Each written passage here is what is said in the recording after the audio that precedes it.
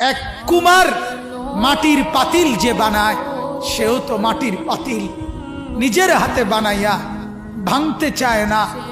9 মাস আমি নিজের হাতে মায়ের পেটে রেখে আমি যারে বানাইছি, আমি নাক লাগাইছি, চোখ লাগাইছি, 1 দিন 2 দিন না, 9 মাস আমি যারে বানাইলাম, আমার হাতে গড়লাম, আমার হাতে সাজাইলাম, আজ তাকে আমি কেমনে ধ্বংস করে দেই, কেমনে ধ্বংস।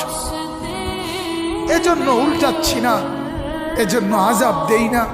আমি অপেক্ষা করি আমার বান্দা যদি তওবা করে, আমার বান্দা যদি কোনোদিন ফিরে আসে।